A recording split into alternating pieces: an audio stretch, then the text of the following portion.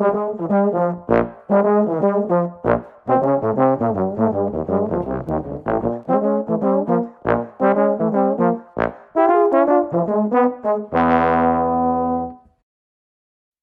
trombonist Jen Hinkle is the human equivalent of an industrial blender full of disco balls and lightning wrapped in an evening gown.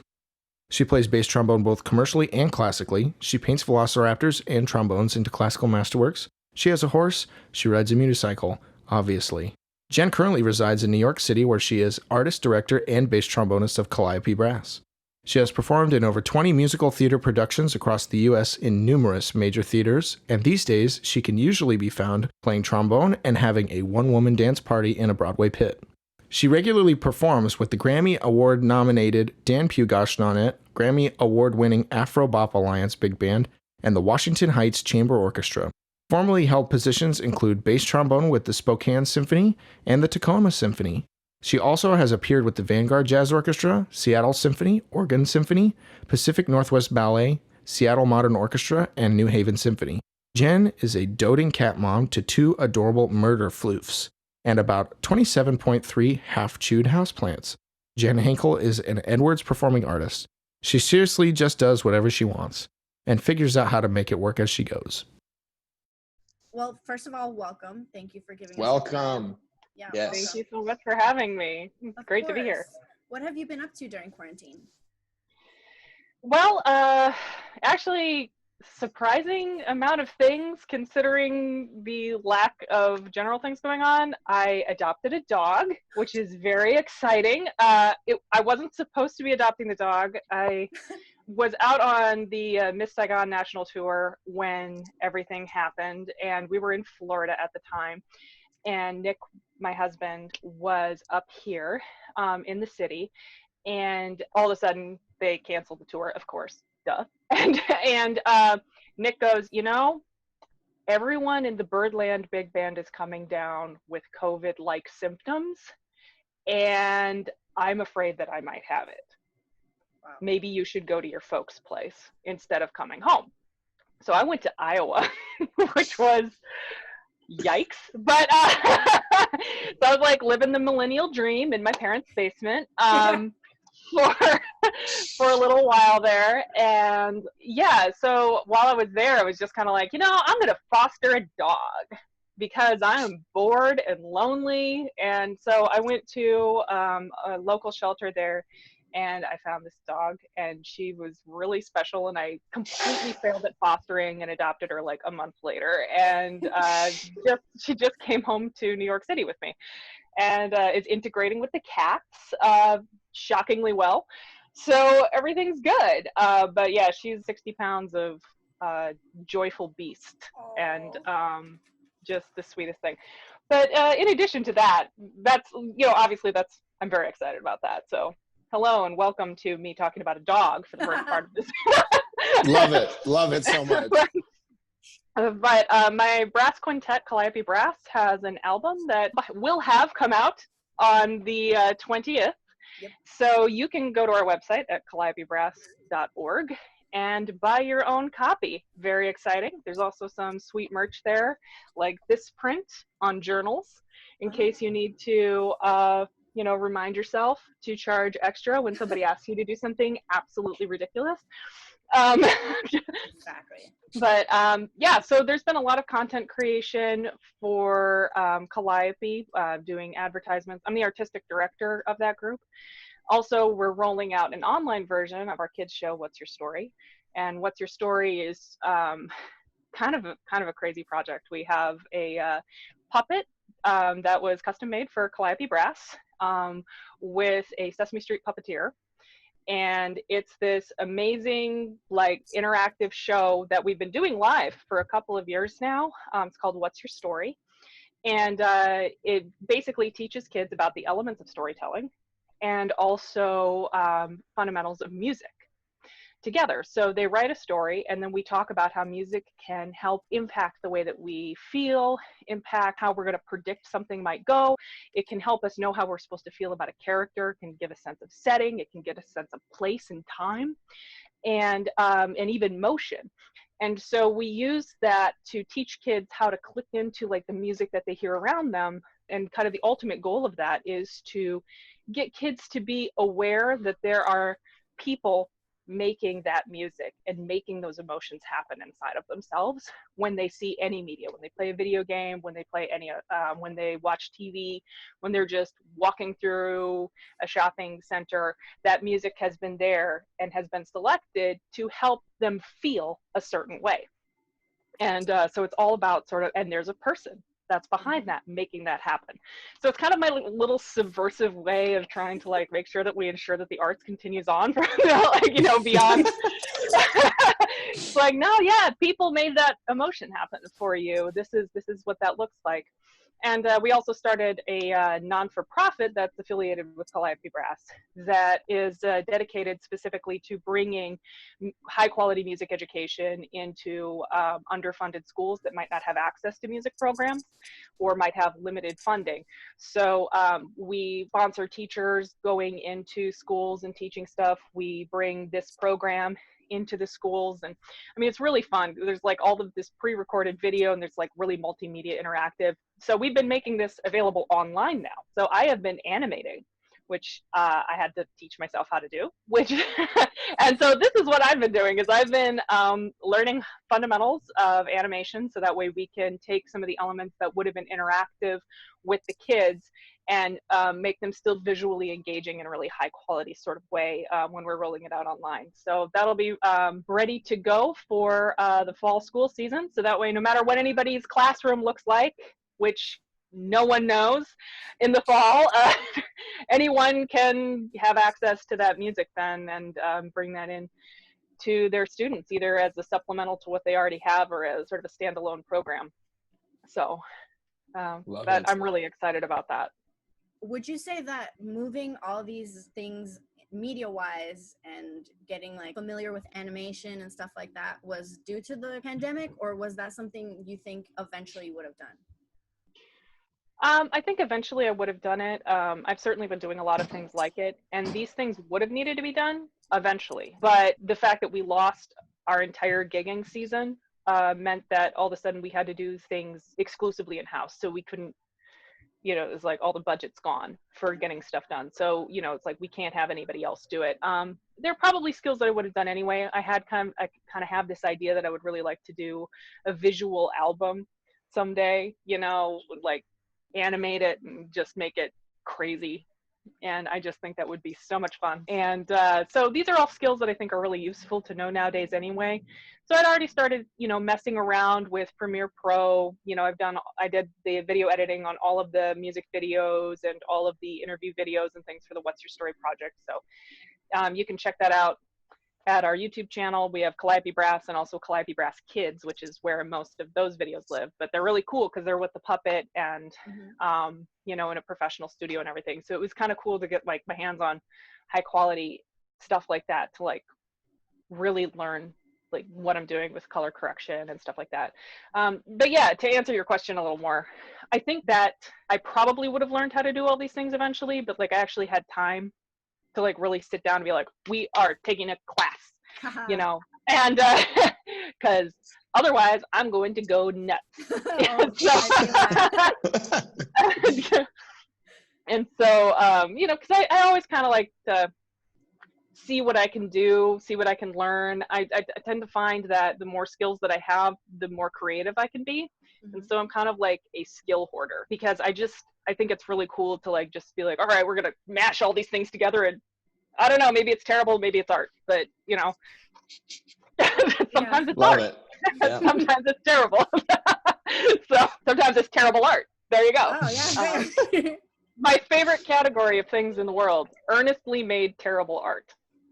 Like, you know, I actually really love that. Like, you know, you went for it and you missed, but I still love it. I love it so much, you know. This was a learning experience and I am here for it, you know. I love that. Yeah. That's dope. The thing I love most about earnestly made terrible art is like, somebody funded that. Ooh, that means that I could get funding for my projects if I'm creative enough. You know?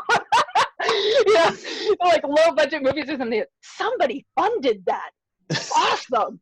You know, that means I can get my things funded. So my ideas aren't that bad.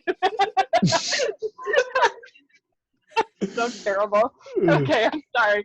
Good I love it. perspective. What inspired you using a puppet? So we wanted to have a way of connecting with kids because we were thinking about doing some more educational outreach with the brass quintet because giving kids high quality live music is so important at a young age, you know, whether or not they like really remember every single thing that happened. It's, you know, it's really important. And we were talking about all the things we don't like about playing kids shows. Because I've, over the course of my life, played like maybe 1,030,000 kids shows, like for outreach to various symphonies or, you know, bands that I played in. And some of the things that we thought were not as effective were, you know, just going in and it's only an hour of contact. So you're in, you're out, and the kids are like, okay, and they have no context for what's happening. And that was one problem that we had. The other problem is not everyone's comfortable talking with kids. And that's a big one. Like, there's actually a pretty great story. I'm going to be very vague, but there was a tuba player of a major U.S. symphony orchestra who went in with a brass quintet to do an outreach for very young children. And they were going around and they were all talking about, oh, here's your instrument. And what does your instrument do? And they're like, oh, this is a trumpet and this is what it sounds like. And here's a trombone and here's what it sounds like. And it gets to this individual, and this individual says, the thing about the tuba is you've really got to fucking blow. Oh my God. No. And I have always thought of that when I'm programming kids shows because it's early. Most brass musicians are not accustomed to being up that early. So basically what we wanted, this is all to say, this is a very roundabout way of getting there. I'm so sorry. But basically what we wanted was to have a liaison between the ensemble and the children who was a professional at talking to children. And the puppet was a really, you know, we toyed around at first. We're like, oh, maybe it would be good to have like an actor. And we did a couple of tests early on. We did a couple of previews with an actor, and it just didn't really connect with the kids on the same level. But the puppet character really did. And the curious thing is that we don't hide our puppeteer at all. She's so good, you don't notice. I mean, she's standing there holding holding the Calliope, the puppet, and you don't look at her. Yeah. She's just right there talking. She's not doing ventriloquism. She's just right there. And she's just so engaged. And she's so good at directing the eye to the hand because she's, you know, A professional. in the top, you know, 0.5% of her field. Yeah.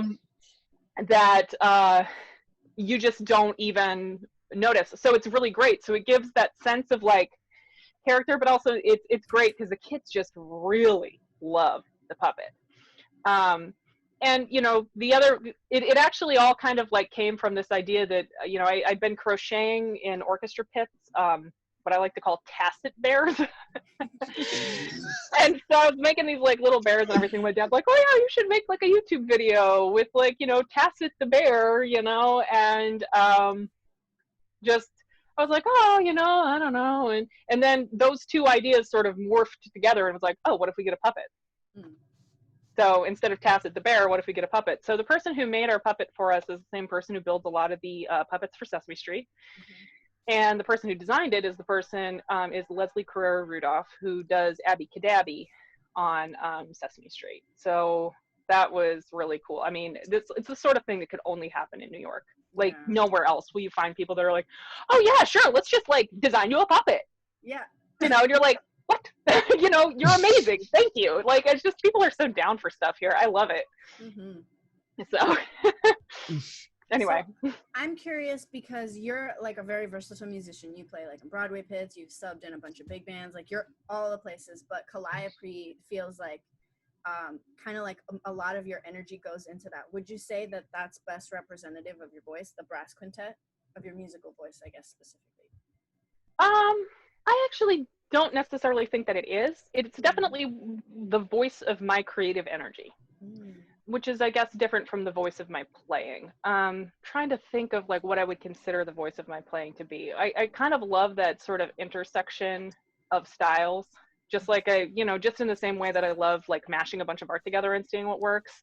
I'm kind of the same way with the trombone, and like certain situations you amplify one particular area, and just like the skill acquisition or the skill hoarding, I'm kind of like that on the trombone too. But I would say that for me, like things that I would say are like really like speak to like my like hell yeah kind of thing are those little pockets where you have a lot of different elements combining. Like for example, I love like if we're talking about concertos or something like that for bass trombone, Sub-Zero. That is I love that concerto. Yes. And that's my and so I would say things that are sort of in that kind of mix of things are kind of more wheelhouse. I'm actually in the process of trying to commission a bunch of new pieces like of that sort of ilk for bass trombone and put them on an album. That project was underway and then the world exploded. Yeah. And I don't have a job anymore. So we'll see how it goes. But that's kind of the plan, is to kind of create that, because I don't think that I necessarily do anything right now that is really like 100% what I would consider my creative voice on the instrument to be. But there's lots of different ways to express that, and I think right now the way that I'm doing that is doing all of the things. I'm like doing them all, get a little bit in here and here and here and here, and then. But I do want to mash them all together and see what happens. Mm-hmm. So hopefully we're able to get that done in the next little bit. It was supposed to be done this year, but we'll see how much money I can make on my art, if I can keep the family afloat and then also have enough surplus to, keep going. So buy my art. Yeah. Right now it's at hinklecreative.com. Say it one more time. hinklecreative.com. I do pet portraits too. Hit me up. Right now. Thank you. And you have an Instagram page for that too, as well, right? I don't. It's all under my own Instagram at Lady Bassbone. Okay. So, and by the way, I just want to clarify, it's not like I am a lady who plays bassbone. No. It's Our Lady of Bassbone. Oh. I like that. So that's kind of like, because I feel like a lot of times people thought that I was just being like, I'm a woman. And I was like, but then I didn't. I was like, maybe I should change it. I'm like, I'm lazy. I'm not going to change it. So, it's like lady title Facebook. So. You talked about it a little bit, but I'm curious to see how during the COVID times, how you stay positive and stay motivated. So for me, it's all about doing projects. And I mean, other self-care things. I mean, obviously, I'm trying to make sure that I get out. Having a dog has been wonderful because it makes me get out of the house and walk around. So making sure that I'm exercising, that I'm eating reasonably well. I can't say that I'm eating perfectly because sometimes, mm-hmm. you're like, the world is insane and I'm going to eat this cake. Yeah. But,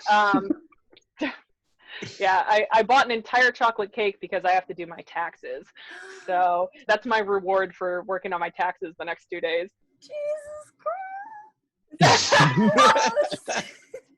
Are you also realizing that you have to do yours? No, I did mine like 2 days ago, but I didn't realize like I'm realizing a lot more people are also doing them like super late like me. Yeah. Yeah, no, I took full advantage of that extension because I was like, you know what? At the beginning of this, I was in a really dark and twisty place. Mm-hmm. Big shout out to my therapist and my antidepressants. I'm not ashamed, and 30 minutes a day of meditation and getting outside, moving around, just making myself projects so Calliope, we've been trying to record a thing every week, and we started doing an initiative to try to correct some of the imbalances in representation in brass quintet music. so we've been doing little recording projects like pretty much every week. And that's been really helpful, like feeling like I have a purpose or that I'm creating a purpose, has been really helpful because, yeah, it's like we don't know. I mean, when are we ever going to get back to doing normal things? No one knows, it could be another year. I hate saying that out loud, but,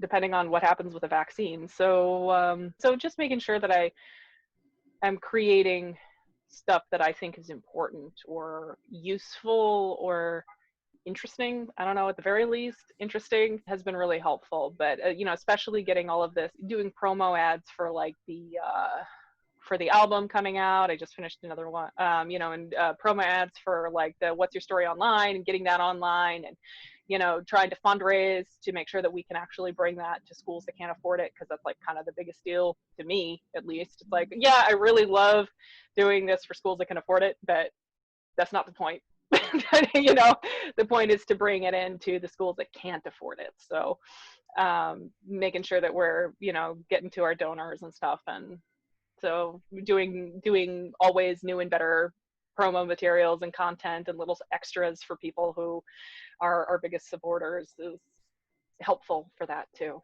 Keeps me sane. So, I've actually been surprisingly busy and not at the same time. Yeah. Because none of it actually needs to be done. Yeah. Yeah. It's just I want it to be done. Having an accountability buddy. I like that. That's Is really helpful. For me. Yeah, no, Thank you, Chris. I have some people that basically like we text each other in the morning. We're like, what are you getting done today? And if you get that done, what is your reward for yourself? So kind of vibe. And what did you get done? Yeah. So, and that can be really helpful too. When you put projects together, it seems like you're thinking about every aspect of the project. And I mean, a really common thing that happens, what is it? I like to make the joke, the dropping soon or coming soon or something like that, but people don't think about the entirety of the project before they present it. But it seems like you're like in there, you're thinking about promotion, you're thinking about media, you're thinking about, like you thought about the puppet, you're really in depth of the whole project. Can you kind of walk us through, like starting from like the inspiration of a project, going through how you make that happen? Yeah, well, I mean, one really great thing, especially about the stuff that happens with Calliope, is that I have a team, and that's really helpful. So it's like, while I have to consider marketing, it's not only my job. And in fact, it's not even primarily my job. I'm making the videos, but I'm not the person who's necessarily like, knocking on the doors or making the phone calls. But in terms of how I would go about doing a project, for projects individually, the biggest thing I have to start out with is, for me, I'm very much a big picture gal, just in general. I'm very a zoom out thinker. So when I'm thinking about projects, I have like big explosive, like thinking of project energy. And I come up with a million ideas, and then I run them by a group of people that I call my panel of assholes. And they're not actually assholes. They're just people who I trust to be brutally honest with me. They're assholes enough. So they're just like, that is a terrible idea, and you should absolutely not do that, But I think it varies from project to project too. But if we're talking about sort of what's your story, I mean, that's been in development for 3 years now. In terms of making it online, usually there's a brainstorming process. Okay, here's the end goal. And, I could do this. I do this with my students sometimes. Hey. Because I'm like, all right, what is the end goal? What's the big picture? So I'm like, all right, so what's your story online? And then we're going to like mind map this out. So if we're going to do this online, what do we need? All right, so we're going to need all of the parts that are like not multimedia to have some sort of thing there. So what do we want? So we have to have something filling the spaces where actually having a live performance would be happening. So I would write that down, and then I'd be like, all right, so what can those things be? Okay, so we're going to need an animated element. We're going to need people to be in front of a green screen. So that means that I'm going to have to learn how to do green screen stuff. So I'm going to have to learn how to use After Effects. Okay, cool. So where's a class on After Effects? All right, what can I do today? And so I'm like walking everything back to what needs to get done today, even if it's like the tiniest step. And that's just like one branch of that tree. So the other parts of that tree that we need for like what's your story online is obviously we have to contact Haley, who's our puppeteer. We have to make sure that she has the time to get on board, or we have to find a substitute puppeteer. We have to make sure that she's bringing equipment with her if she's going back to work in Chicago, because she's filming stuff in Chicago, blah, blah, blah. Okay, how are we going to market it? What do we need to market it? Okay, we need a video to market it. So last night I just finished a new marketing video for this, which is actually coming out ahead of finishing the rest of the project, because that's the order in which things have to happen.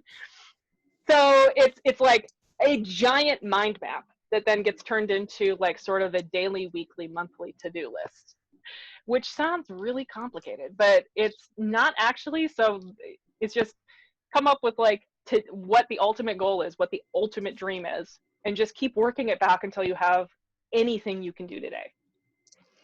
And, you know, and then it's just like thinking, okay, so great. So once you have this, and making sure that you're considering too, once you have this project, what are you going to do with it? Okay, now what also needs to happen today about what you're going to do with it? So that's like marketing, development, those sorts of things, because that's just such a huge part. You can create all the content you want, but if nobody's watching your content, then, I mean, it's still great, but, you know, making sure that it gets out there is like an important component of that, making sure that your social media is on, you know, like doing its thing, which I'm terrible about because I don't like social media.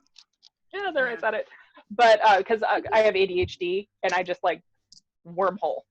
Like goodbye 2 hours of my life, and all I wanted to do was like post an update for myself, and now I've looked at everyone's story, everyone's entire grid, you know. So I have to be really, really careful and intentional about how I use that time, or else I just will just mindlessly scroll all day. So how do you feel about being called a jazz bass trombonist? What do you think about that term? I actually really love it, but I also like I really love playing jazz. It's you know, a lot of folks know that I originally was going down the orchestral path and actually had a full-time orchestral job with the Spokane Symphony. And, you know, I've played with a lot of orchestras, and there was nothing like actually finally having my full-time job to realize that it was really silly that all I listened to was jazz and all I played was classical music. Yeah. Like, there's a disconnect here. I really feel that one. And I was like, you know, and this realization came that the reason that I was doing classical music was because people told me that's what I should do, and not because that was what was in my heart. And I kind of had a big medical scare that happened while I was out there, out in the Seattle metropolitan area. And after that, I was like, you know what? I'm 30 years old, and I, you know, am not in love with what I'm doing with my life. I don't feel like I'm doing the best of what I could do. I'm not utilizing my personal resources to their highest capability, and I don't feel like I'm being effective because I'm not doing what I really love. I love classical music, but I don't really love classical music. I mean, there are pieces, but it's not my soul. And so, and that was why I moved to New York, was to pursue doing things that were in alignment with where I'm supposed to be, or like who I am and what I really want and what really motivates me. And playing jazz was a huge part of that. And of course, there's a lot that, you know, having grown up in the classical world, that I'm sort of having, you know, and I've always played, you know, in professional big bands, like, but it was always sort of a side thing. Like in Seattle and everything, I was always playing with groups out there. But like, I don't know if you guys are familiar with the group Trombonosaurus Rex, the jazz octet of trombones. Yeah, it's amazing in Seattle. Yeah. Great name. And played in the house band at Tula's for many, many years and things like that. But it just wasn't enough for me, and because I just really, really enjoy it. So to answer your question, I really love getting called that, but I also have a lot of imposter syndrome wrapped up in that. But I also have that when I play classical music as well, because the classical musicians all kind of consider me a jazzer, and the jazz musicians all consider me a classical musician. And so I like live in this weird sort of like no man's land where nobody really wants to claim me, but people still hire me. So, okay. As long as you're paying me, I guess you can call me whatever you want. Yeah. But yeah, so it's kind of a weird space to be in. But and you know, I had that imposter syndrome when I played classical music too, really badly, because I didn't really, because in my soul I knew that wasn't what I listened to, you know. So, or what I really was motivated and inspired to be a part of. Yeah, it's kind of funny to me that it took winning a job and being in that job for a couple of years to make that realization. You would have think I would have thought I had like at least any sort of modicum of self-awareness whatsoever, but I didn't. So, you know, you learn, and then you make outrageous moves in your 30s. But how is it that you navigate going between the styles? Do you find that there's like a difference, or if there's a difference, like what kind of mindset do you have to change going between all these styles that you're playing? There's a huge difference. A lot of it is, I mean, obviously there's a different sorts of articulation. That's the one that everybody always goes to right away. But I think the biggest difference is the tone color. And, you know, in jazz, tone color is another tool to use to sort of express yourself, or at least that's the way that I play, you know. And that's, so the ability to be really expressive with your tone color and the way that you manipulate your sound is very valued in jazz and commercial music. And it is definitely the antithesis of what you want to do when you're playing when you're playing classical music.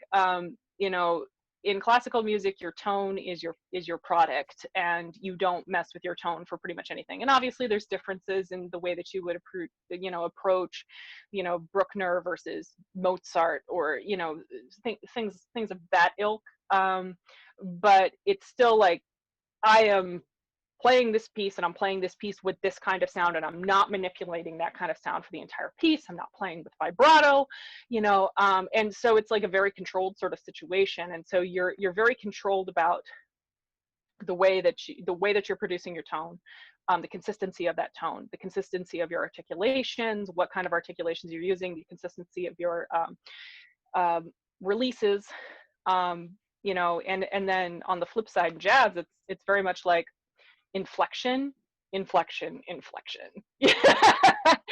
And making sure that you're choosing, you know, because in jazz it's a lot more flexible, or at least I find that it is, especially in the kinds of jazz that I end up playing.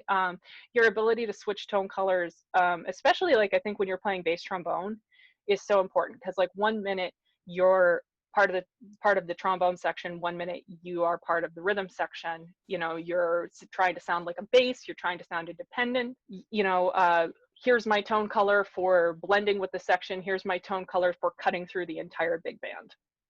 You know, and those are different tone colors, even though they might be the same volume. And yeah, so that's and especially like in jazz, cutoffs are a lot more important than they are in classical music. And that's a huge mistake that classical musicians make a lot of times when they come into jazz stuff, is they're just not thinking about releases in the same way that jazz musicians do. You know, not thinking about the end of the note also being a part of that articulation. And that's like, I think, a common mistake. So yeah, I think there's a lot, you know, to talk about, like just in that entire scheme of ideas. Of the differences in the way that you approach it. The biggest thing is to just have the biggest ears you can, you know, and to be actively listening 100% of the time.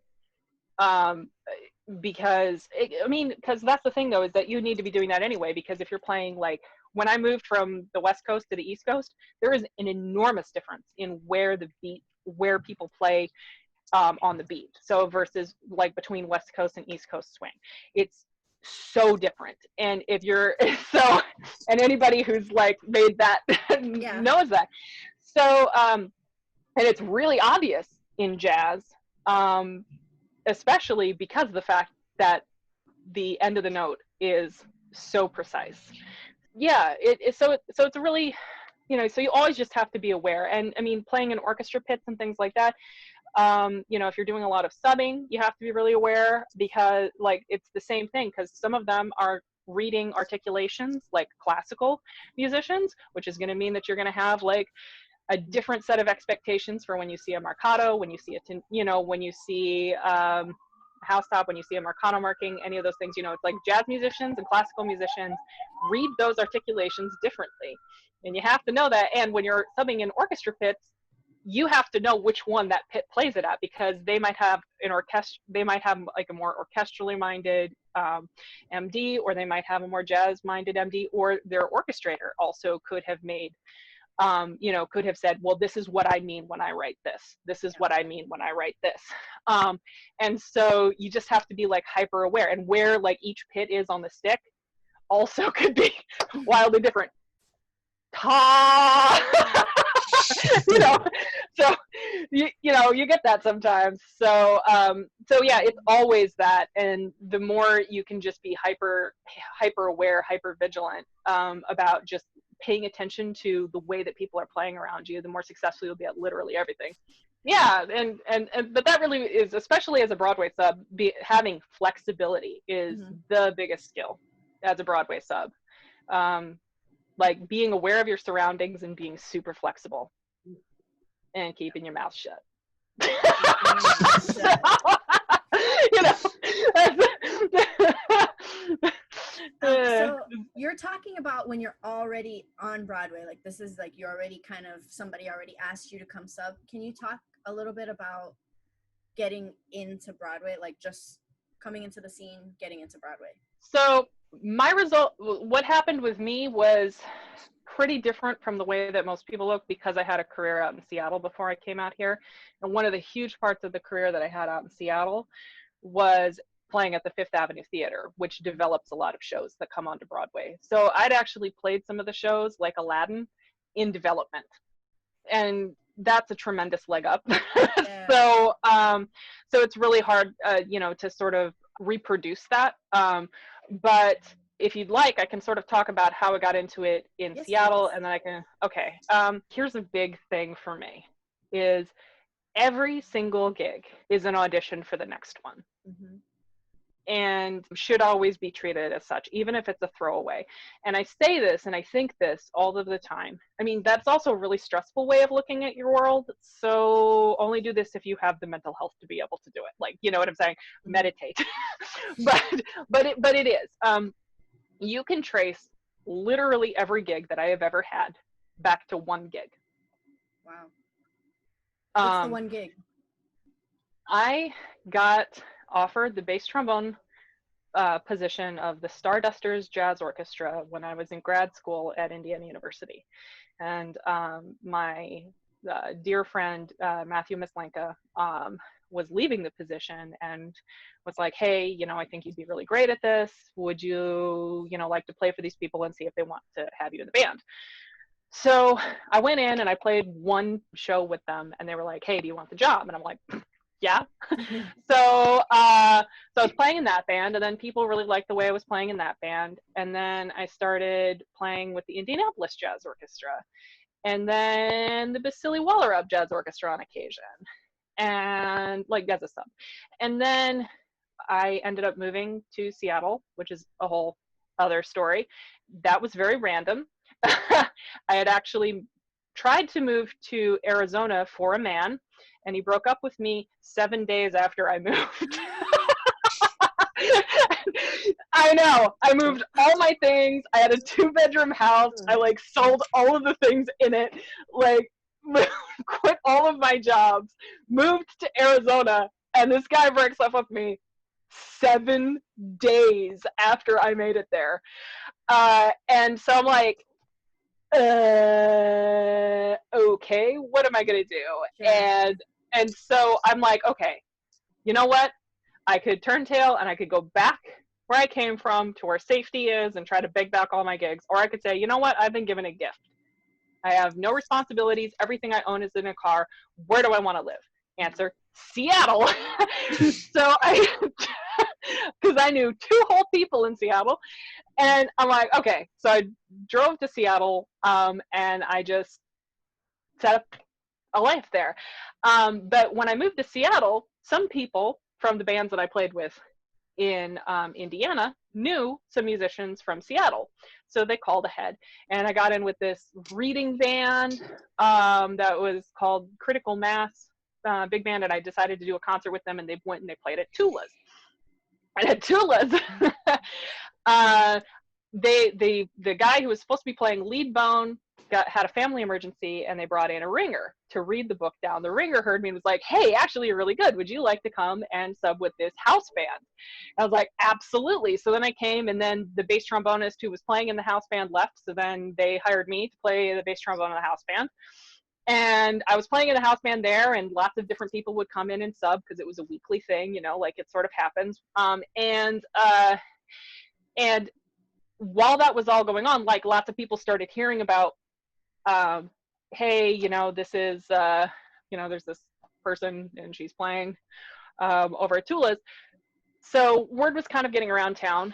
And then the Fifth Avenue Theater is kind of different than Broadway in the sense that they usually don't allow subs because it's usually like 4 to 6 weeks per show. And they're like, yeah, all or nothing kind of vibe. So it's pretty rare to be able to get an opportunity to get in there.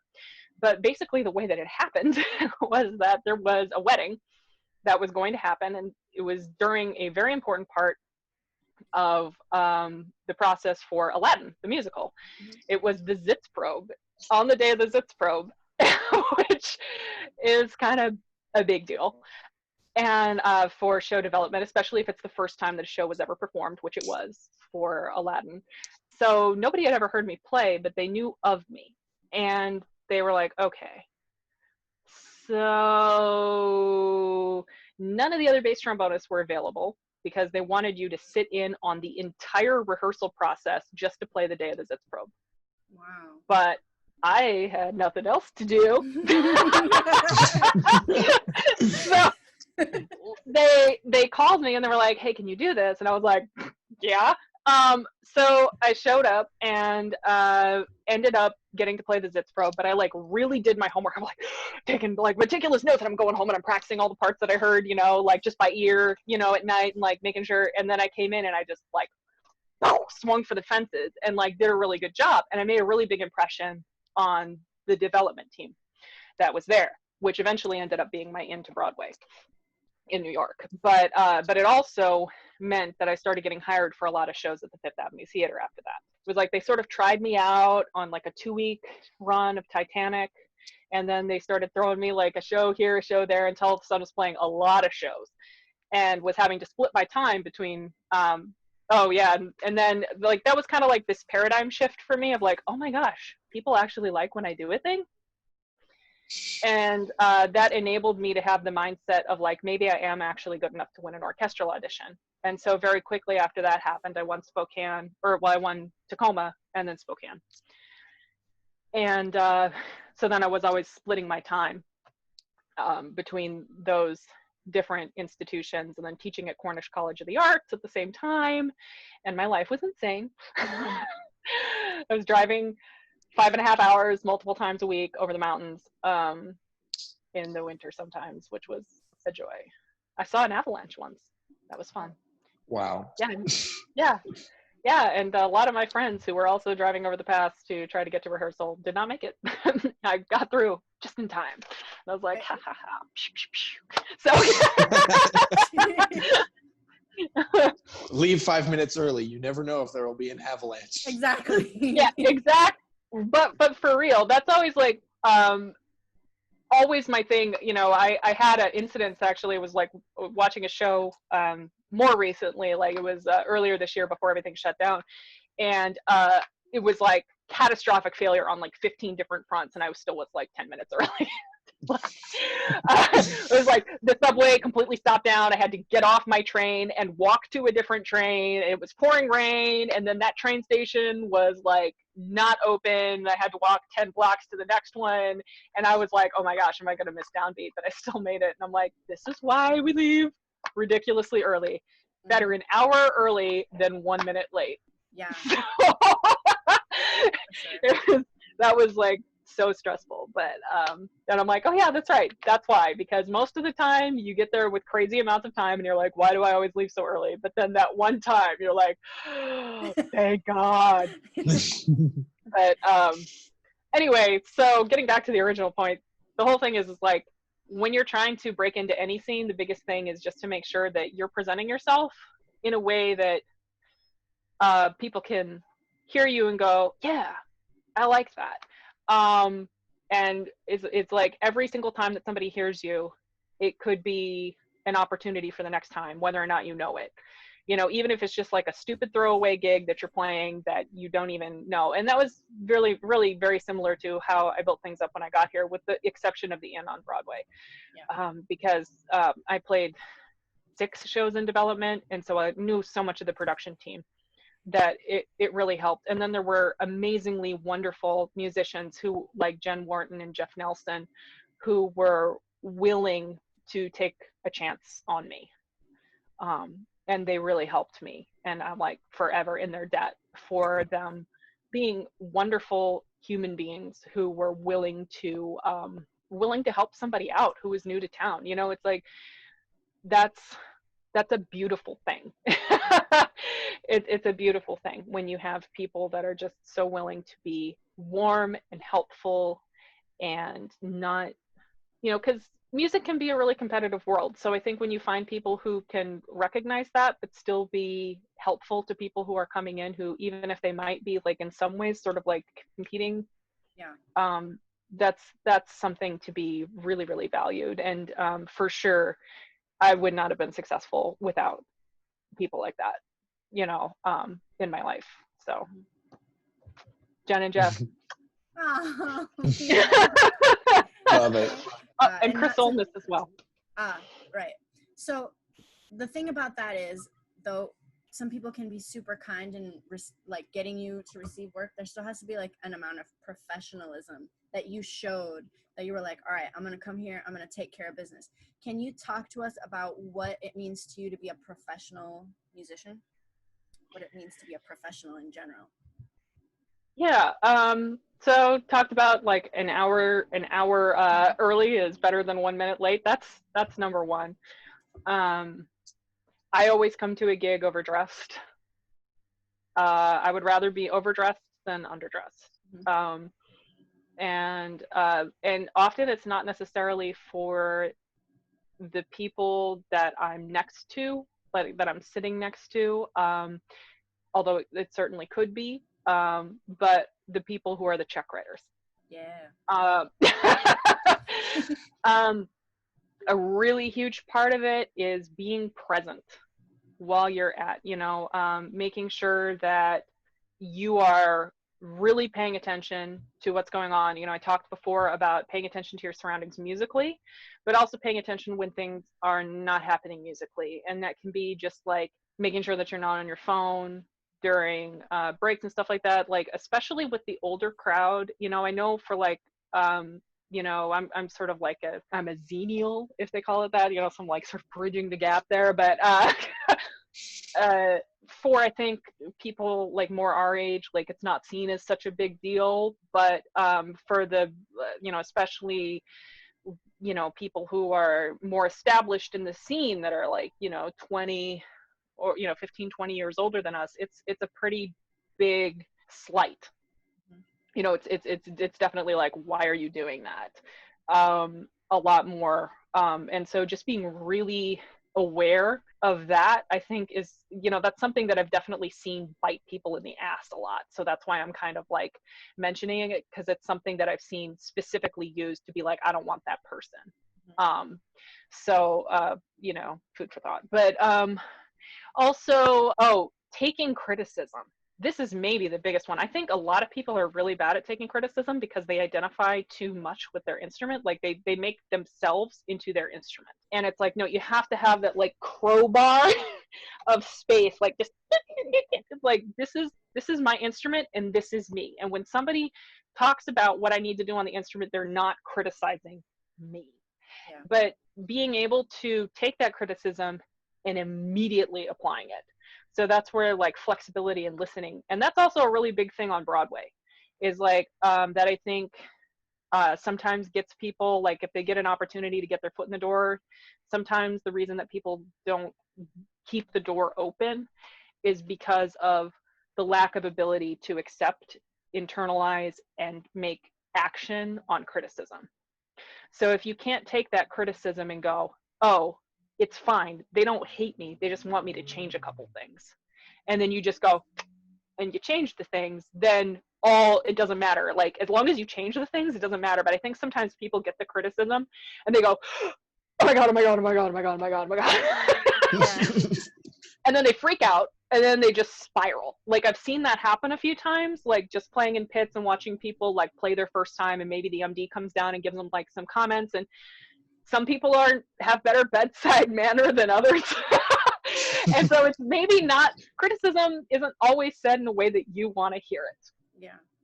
And sometimes it's said in really rude ways too. Like I've definitely had people say really messed up things to me, but and like in the moment you're just like, oh my God. But then if you think about it, you're like, there was a element of truth in that, and that's something I need to examine. And having a thick enough skin to do that, or at least having enough of ability to like, maybe thick skin isn't it, maybe just flexibility to dodge and weave. Maybe that's what it is. It's like, okay, and now we just keep going, and we take, just bob and weave. And so being able to take that for what it is, and what it is, anytime that somebody gives you criticism, it's a gift, because they don't have to give you criticism. And I think a lot of times people look at that criticism and they go, oh, well, that's so terrible and blah, blah, blah. But no. They took the time to tell you how you could be better. And that's a gift, because that's an actionable item. The worst thing that you can get is for no one to tell you and you to be continuing to do something that everybody hates and not know it. Yeah. So whenever somebody tells you that, it's like, that's always my thing. It's like, no, yes, they said it like a dick, but it's still a gift, because now I know, and now I can change. Now I can do what is the appropriate thing for the situation. So, and for me, that's like a huge part of it, like both from the way that you come across as a professional standpoint, but also in terms of like keeping your sanity as a professional standpoint, if that makes sense. Yeah, I feel that.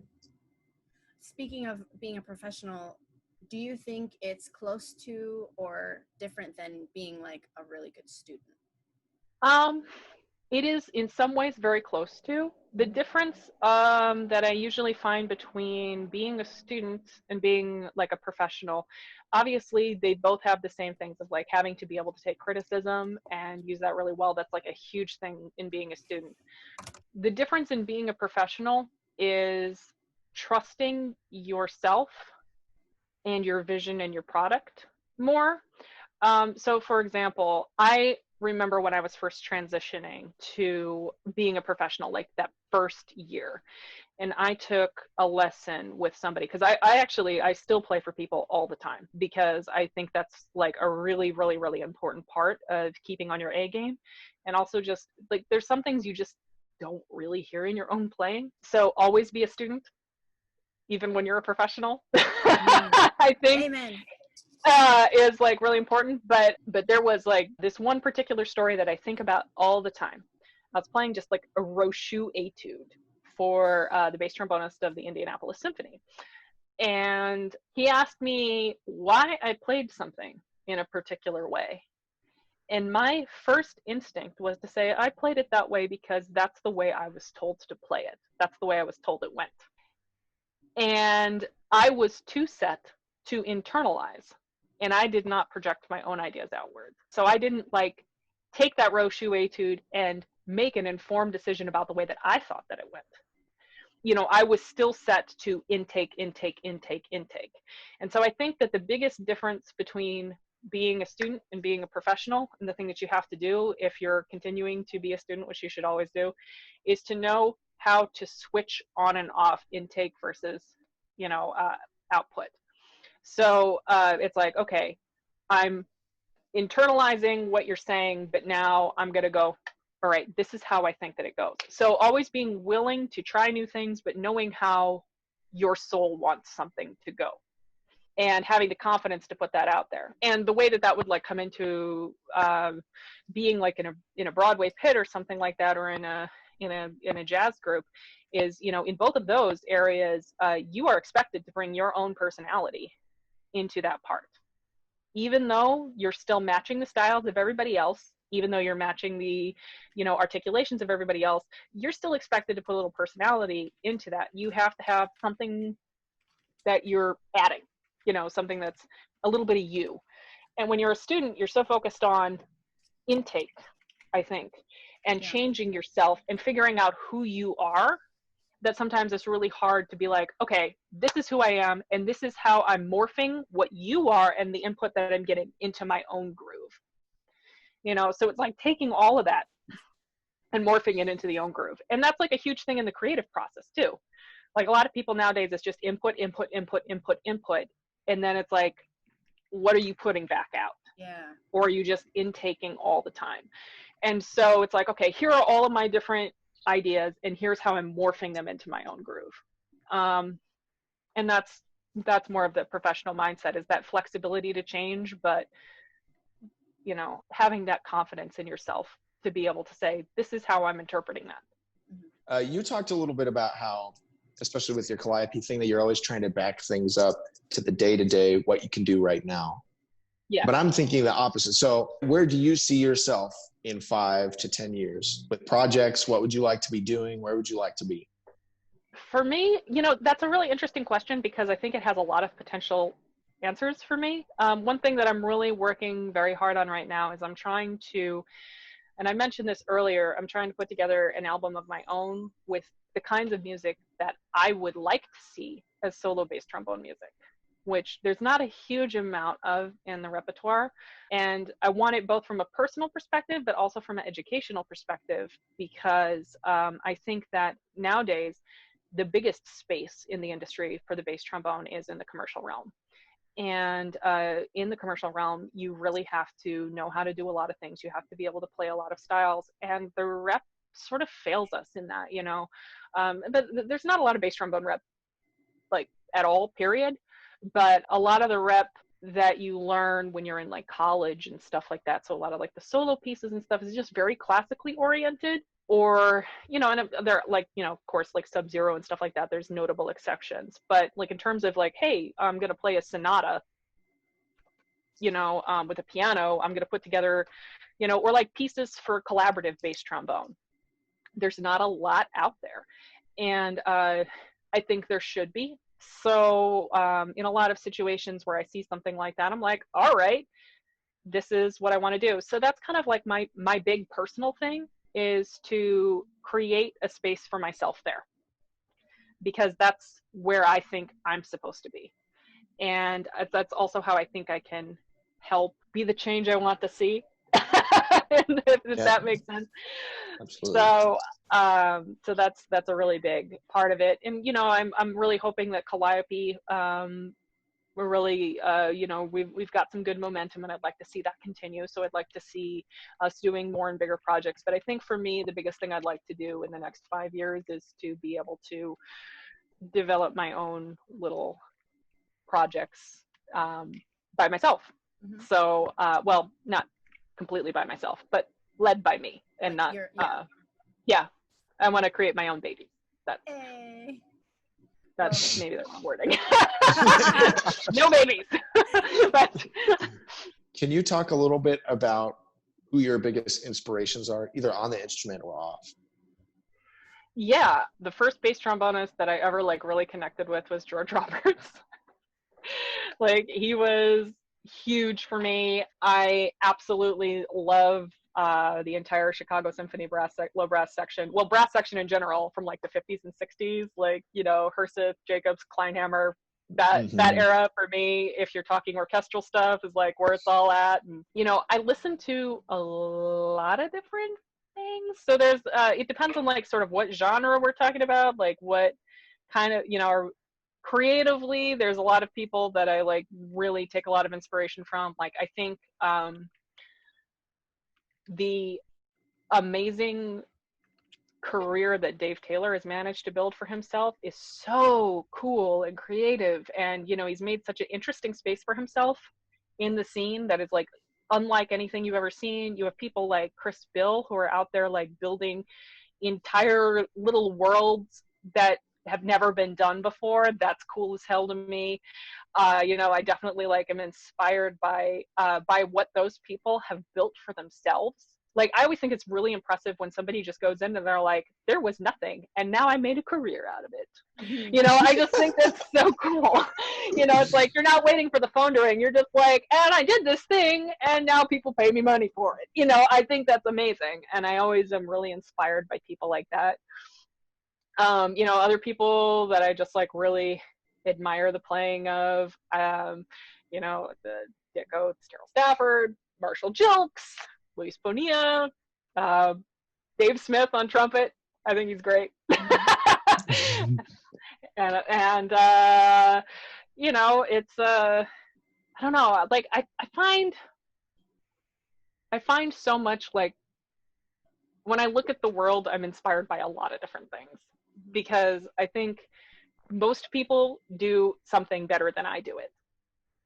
You know, it's like you look at somebody playing, and like, even if they're like, you know, even if you do one or two things, you know, even if you do something better than they do, they probably do something better than you. And and I'm always like, just like, wow, yeah, they're really good at that. And I think that's neat. And like, I get like really inspired by that. So, you know, like a lot of the people that I play gigs with, I just, you know, I love to watch other people be awesome. And it's because it's inspiring to me, you know, it's inspiring to me when other people succeed, because it's, you know, because when other people succeed, it's like, hooray, there's still space in the world for this. Like, it's not, you know, to me, it's never like a competitive thing. It's like, okay, you found your space, that means that I can find mine. You know, and my space shouldn't be the same as your space. That's your space, and I'm really happy for you for finding it. You know, that's like kind of, so yeah, there's just, so I guess that's a really long way of saying, like, I find inspiration in a lot of weird places, or maybe not weird places, but I find inspiration in a lot of places. I love seeing creative people succeed. I find that, yeah. Like, I was inspired recently by The Floor is Lava, because that is such a ridiculous show, and I am so glad that it exists in the world. And I'm like, somebody funded that. That's amazing. You know, this is awesome. And look, he puts a painting of himself in every yeah, I'm here for this, you know? Like, and I don't know why. It's like, even something like that, I'm like, that's so inspiring to me. Like, how did he get that funded? You know, so so I have one. I mean, and again, we're pre-recording this, so feel free not to answer if it's like a weird question, but this is just for me as like a woman in the field. So you said no babies. You had that like little comment, right? And yeah, I notice that it's not like every woman in the field has kind of that perspective with, like, when it comes to kids, but I do notice that it's like more prominent in this era, but then also specifically in the music field. And everybody thinks it's so weird, like, oh my God, why wouldn't you? But could you talk a little bit about if you think being an artist had anything to do with that, or just how you've approached people asking you about that? Or yeah, I do. I do get asked and pressured a lot, not by my wonderful husband or by my immediate family, but, you know, random individuals seem to have a very weird obsession with our reproductive plans. Yeah. It's kind of strange. Yeah, Nick and I are not planning on having any children. Mm-hmm.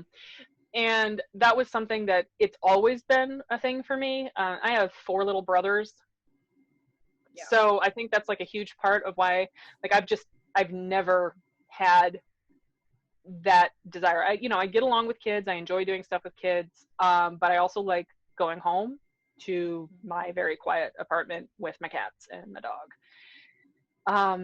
And I enjoy being able to create a lot of things. And not saying that you couldn't do that, because obviously there's some amazing examples, like Kate Smucker and Nikki Abisi, of women who are killing it and have kids, and are just amazing. And I look at them and I'm like, I have no idea how you do this. I just think they're very inspiring again. Like, it's like they're making time to do things that, like, Yeah. it's like you look at them and you're like, you have so little time and you're still doing more than me. How do you do it? You're doing all the things. So that's really inspiring. And but for me, like, literally on my first date with Nick, I said, hey, I don't want to have kids. So, and it's never been a thing for me. And I don't think I'm likely to change my mind, as I am 31 years old and I have never wanted children. So if you want kids, do not, we should not continue seeing each other, because I think it's very unlikely that I'll change my mind. And I don't want you to assume that I will change my mind, like I have had some men do, and then be upset with me because that didn't change my mind. So yeah, and there is a lot of pressure, I think.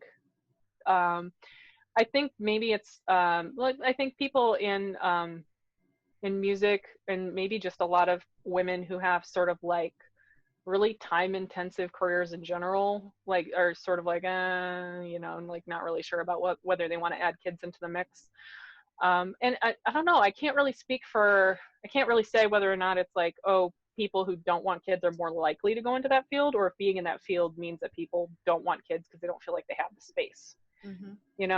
But it is nice that it's getting to be a little less taboo for women to not have kids. It's still pretty taboo. Like, I mean, man, some of the conversations that we have been in, and Nick is wonderful and like just super supportive.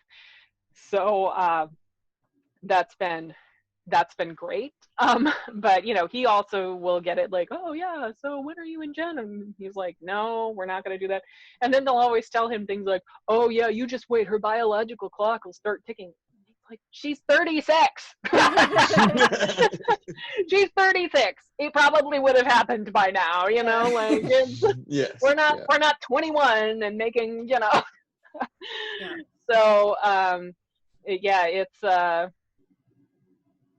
mean, it is kind of like this interesting little thing. And then I look at, because a lot of my friends have kids now, and then you look at that and like the way that people treat them differently in the field, even though they don't have to.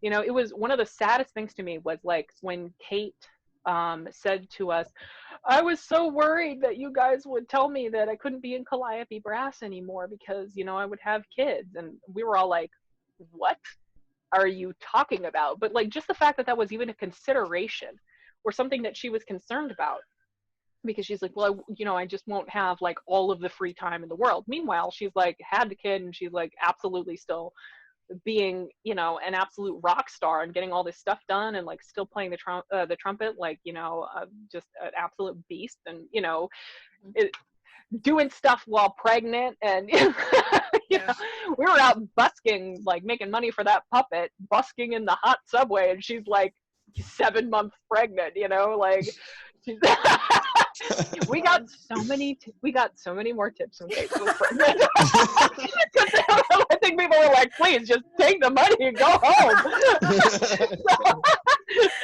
Maybe this is her only income. Oh my God, give her money.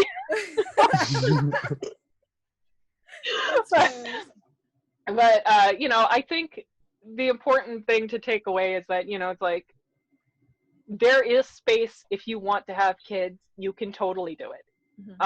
if you don't want to have kids, you can totally do it, and people are going to judge you no matter what you do, because people always that's have what people do. opinions. So, you know, and it's okay to change your mind. Mm-hmm.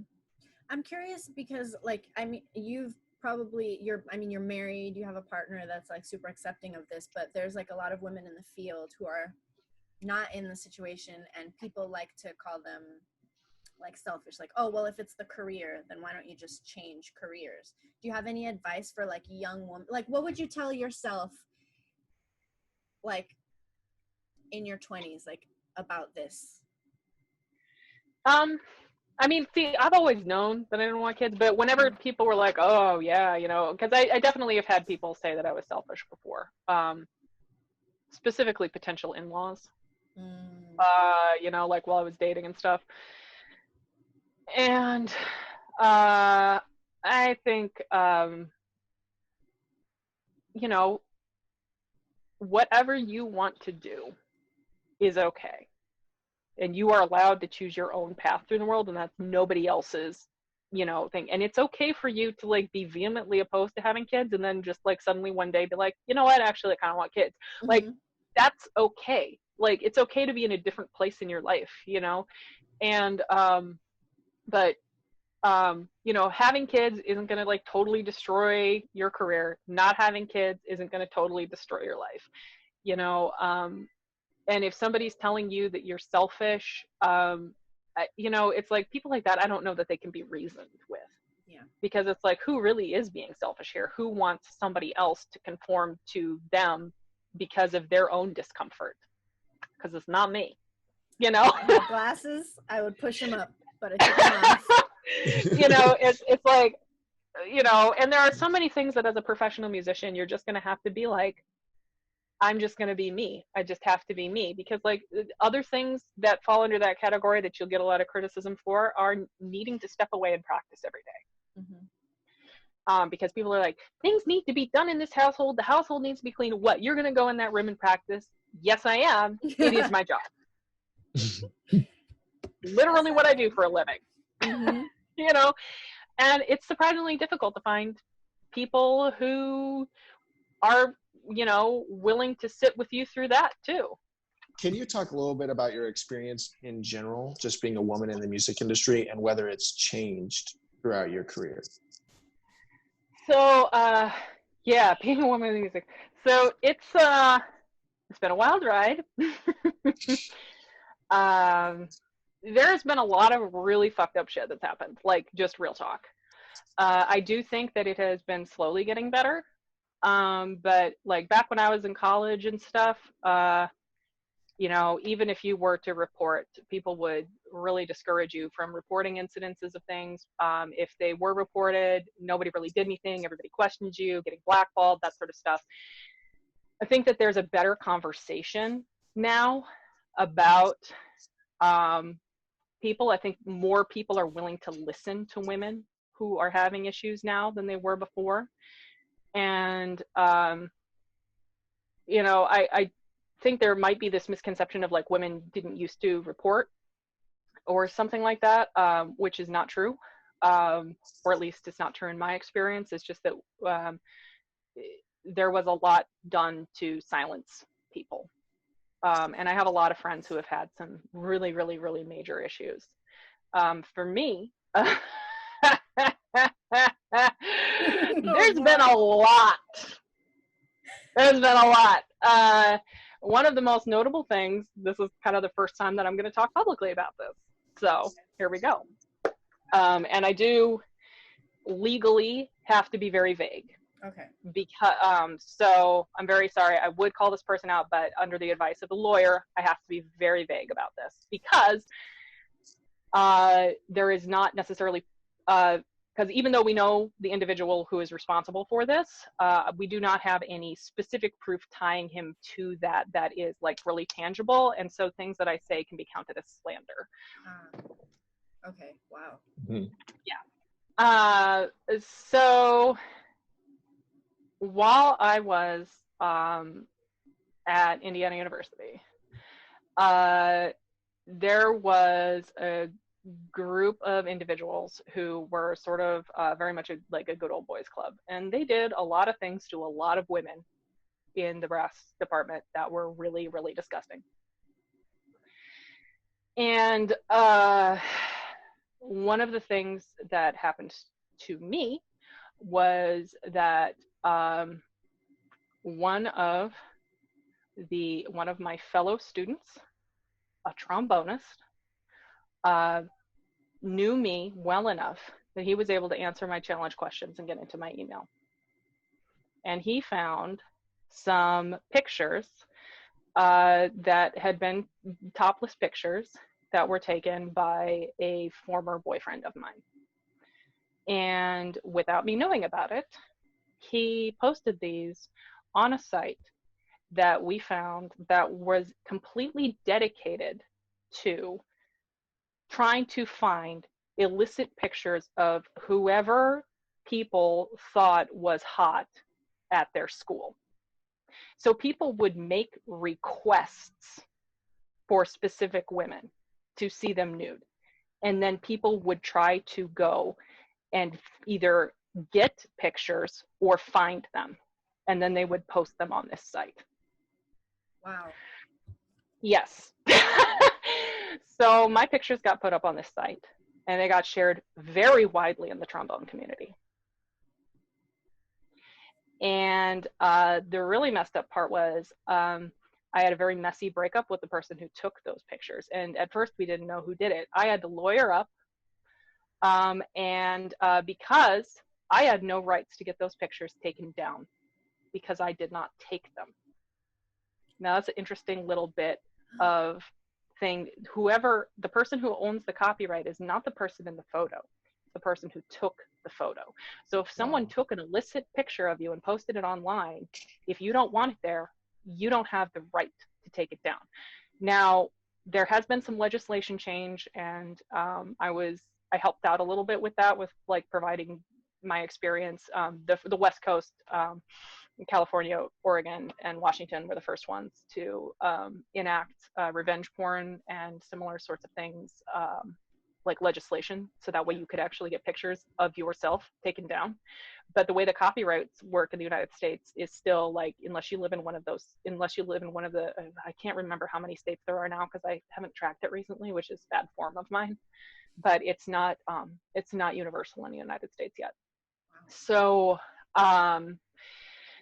yeah, so it got shared pretty widely, and it was up for about a year before someone who had known about it for quite some time, who was one of my mentors, told me about it. And they'd known about it for like a year before they thought it was important enough to tell me about it. Wow. And this same site cost, because there were obviously other women on it, it cost some women their jobs because they were teaching at like Christian institutions. Wow. And things like that, and they didn't even know that it was there. Some of the people that were on there didn't even know the pictures had been taken. Yeah. And this is like, you know, students doing this to their fellow students. And, you know, there were faculty members who knew about it who didn't do anything about it, and maybe even encouraged it. And so that culture needs to change. You know, and like I said, I can't be really specific about it out of legal advice. And so that's why this is kind of the first time that I'm kind of talking about it, because now I've kind of figured out how to talk about it in a way that will not get my ass kicked legally. But, but, you know, it's like I tried to go after people, but unfortunately because because everything was hosted overseas, we were not able to get a subpoena to get that information. So the best thing that I could do was just use this story to help try to affect some legislation, so that way other women wouldn't have this similar problem.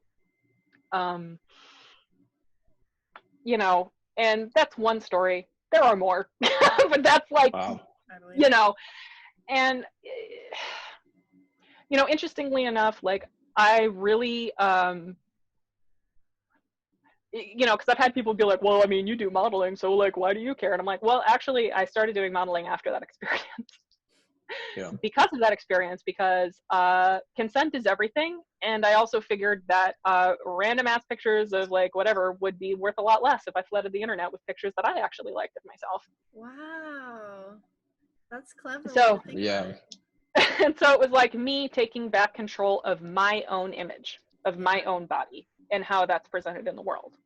And now people might take issue with whatever I put up, but like those are now art pieces that I approved, and I said I'm okay with this being out in the world, and that makes all the difference in the world. And they're beautiful pictures that I'm like much more okay with people seeing.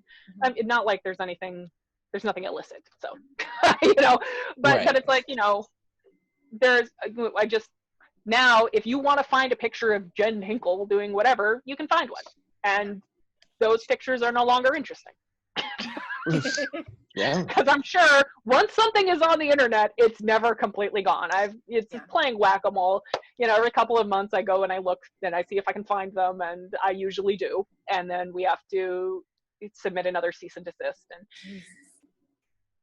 I mean, it doesn't bother me the way that it used to. I mean, the pictures themselves, the betrayal, still cuts. You know, and it's.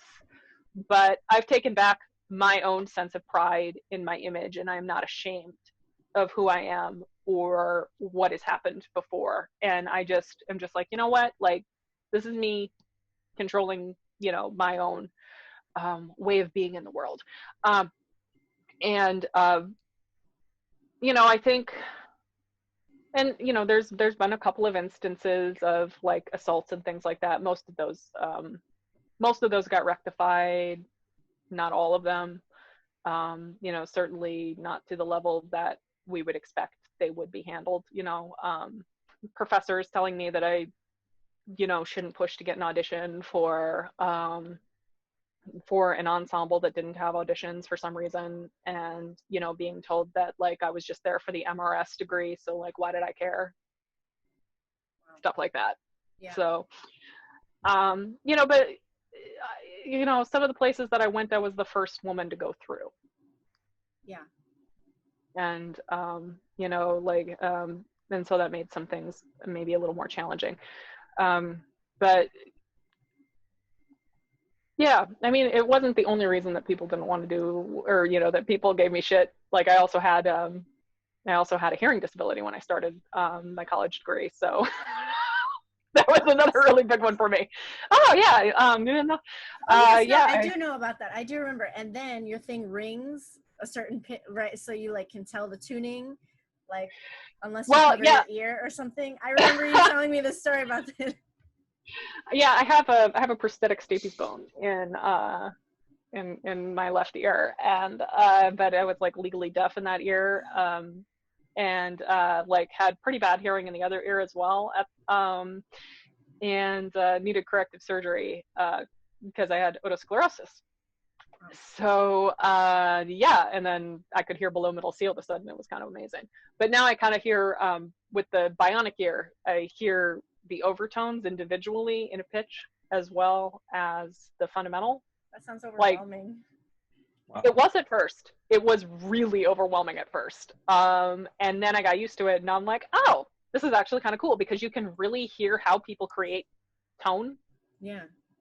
Do you know what I'm saying? And so it's like really, really helpful skill to be able to have if tone manipulation is your thing, which it is. So I'm like, yeah, I'll just get push on that one, you know, and you kind of figure out how to like, you know, poke around in your overtones a little bit with your vowel setting, and it's kind of fun. I mean, it's something anybody can do. Maybe, you know, even if you don't hear like that, you know, you can still like learn how to play around with color. But like the way that I hear color now is pretty unique. But going through early on, like I was registered for the Students with Disabilities, and I wore hearing aids, and I'm like trying to take oral skills with a hearing aid, and people are like, you want to be what? And I'm like, I want to get a performance degree, and they're like, you know? So, and that's why people thought I wasn't actually doing a performance degree seriously. They thought I was, so I'm probably like the person that everyone thought was like least likely to become a professional trombonist. So Look at you now. You showed them. Damn, yeah, you showed look at them. me now, unemployed in my apartment in New No, York City. stop! I was hoping. I was like, wait.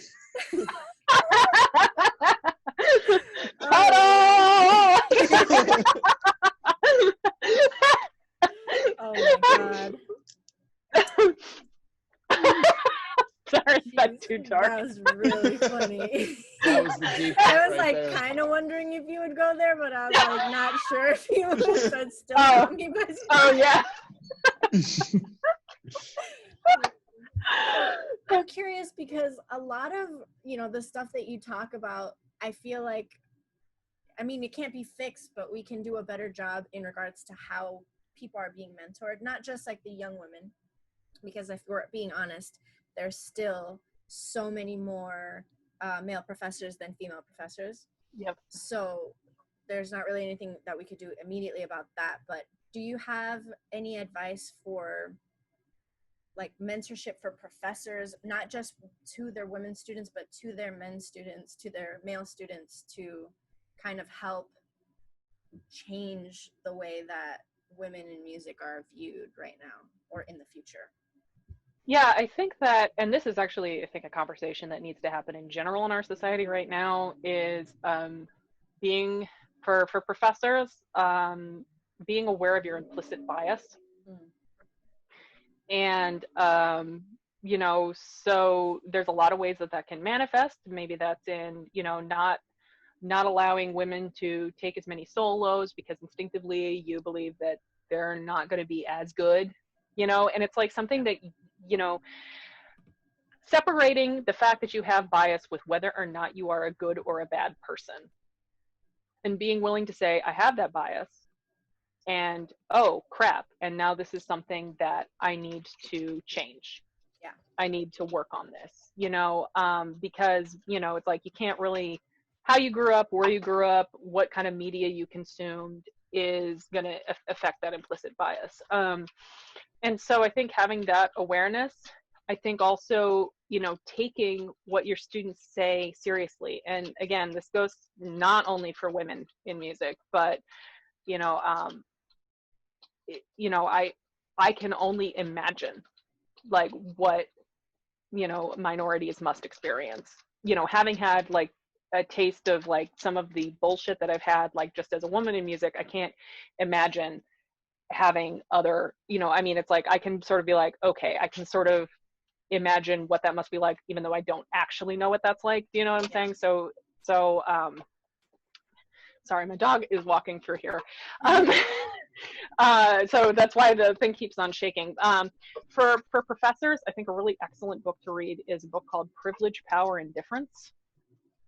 And this was a book that was recommended to me by a really wonderful professor that I had in my undergraduate named Jay Bulin.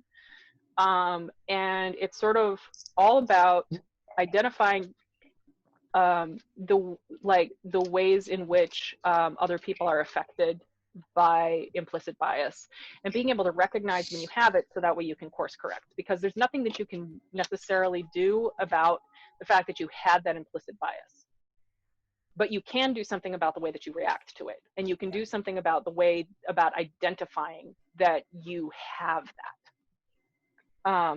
One of my favorite things to talk about is, oh, hello, hi.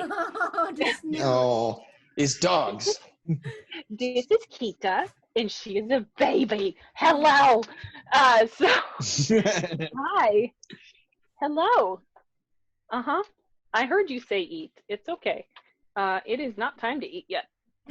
Kita is learning adaptive assistive communication and has buttons to press for certain things. So she has decided that it is time to eat. It is not actually time to eat. So she's over there just stomping on the eat button.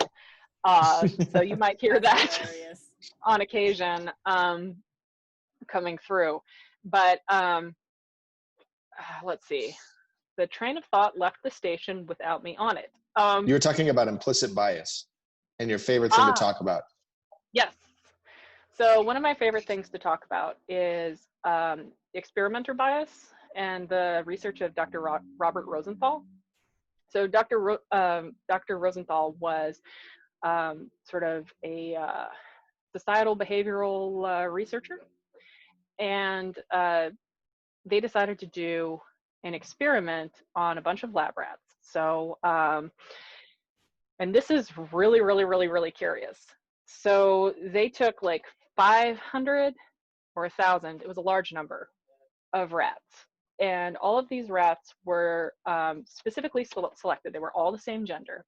They were all the same age. They were all tested to be at roughly the same intelligence level. And so like they were as close to a homogeneous group of rats as you can get with lab rats. And what they did was they took a bunch of professional researchers and they gave them rats that were randomly divided into two groups. And they labeled these groups as hyper intelligent rats and really stupid rats. Now remember, these are all the same rats, but when they were given to the researchers, they were given to the researchers as hyper intelligent rats and really stupid rats.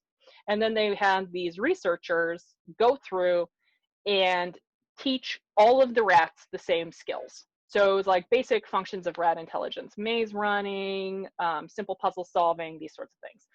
And the rats that the researchers had been told were smart outperformed the rats that the researchers had been told were stupid by a factor of 2 to 1, which is insane because there was no difference in these rats. And these were professional researchers. So they're like, what is the difference? And so the difference is that it was that implicit bias. The researchers believed that those rats were smarter. And so it's all of the little ways. So like stroking the rats that were smarter to make sure that they're ready to go, maybe letting them run through one more time because you know they can get it. You know, making sure they're settled before they're trying to like make sure that they were settled and ready to learn before they learned. They were handled more gently. They were handled with more care. They were handled with more love than the ones that were deemed as the dumber rats. And so even though they were doing all of the same things, all of a sudden you had this huge gap. And so what they found is that this bias, it happens everywhere. So they were able to identify that this happens in schools. And it affects, like, so if a teacher is told that a randomly selected student is going to have a huge growth year and that they're actually a genius and they're going to discover themselves that year, that student will actually have that effect.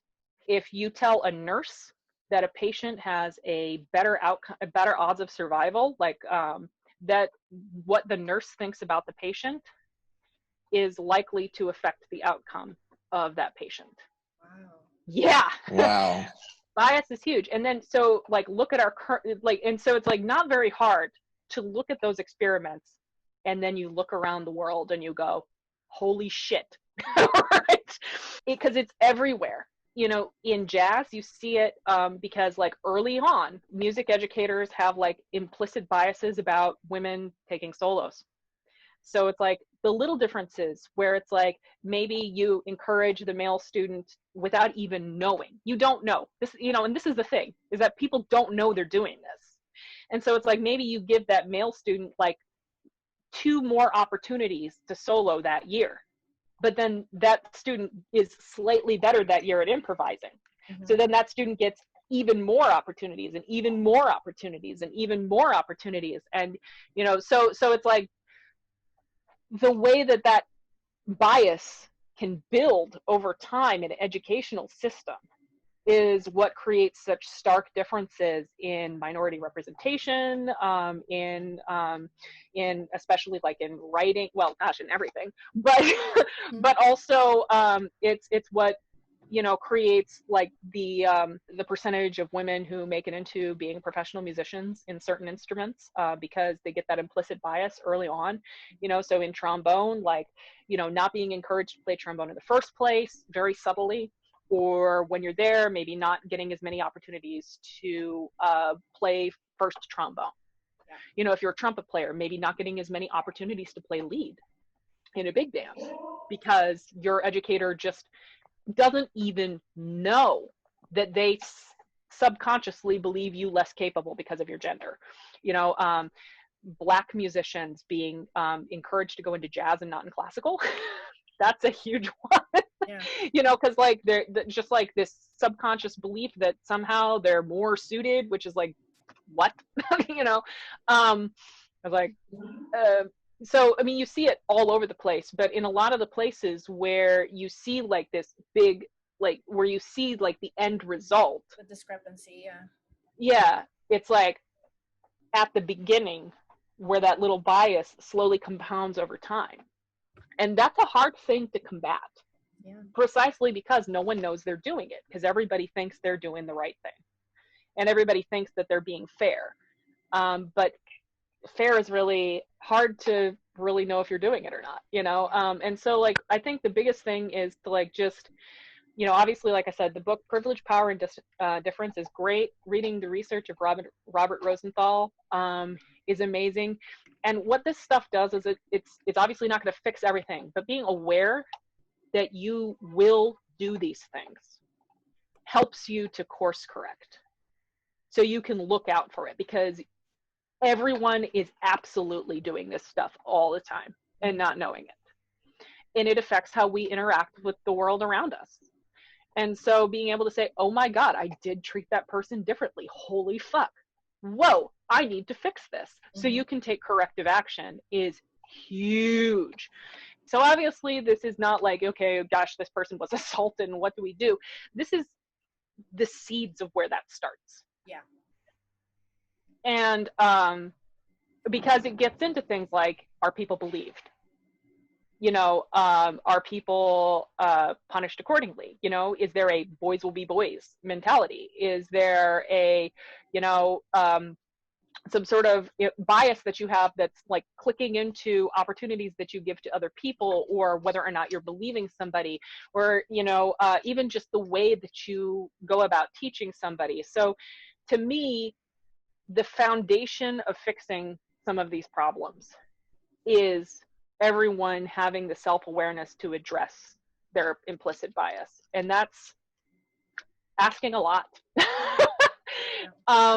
But that's inside each of us is where the work needs to happen. And I think so often the conversation becomes external and not like a personal responsibility, like looking really hard at your own self and how you contribute. Because like a huge part of being the change is obviously doing activism, obviously calling, obviously developing resources. You know, I'll just like put this blanket statement out there, like, you know, if you are a woman and you are having like issues, like, and you want somebody to talk to, you can talk to me about this. Absolutely. You know, if, you know, and I am happy to provide whatever insights or just be an ear, you know, somebody who's been through it.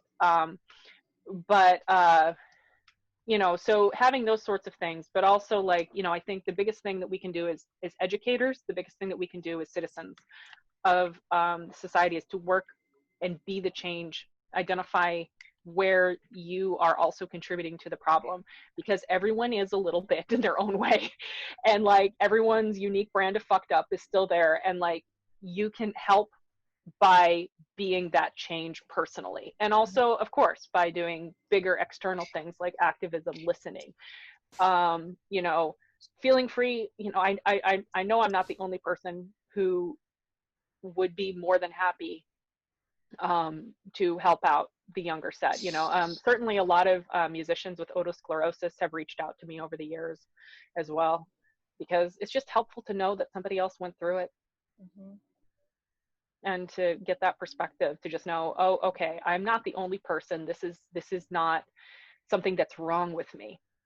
Yeah. Sort of going along the lines of that, do you have any advice for young musicians in general, or specifically moving into New York?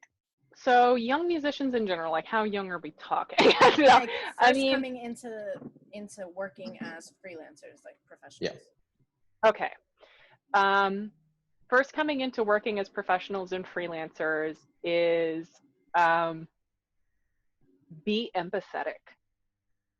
And I know that that seems maybe like counterproductive, but being able to imagine what the world looks like for other people in your field or that you interact with, and these professionals that you are interacting with, I think one of the biggest mistakes that I made and that I see other young players making is you look at all of these musicians that you're interacting with as sort of monoliths.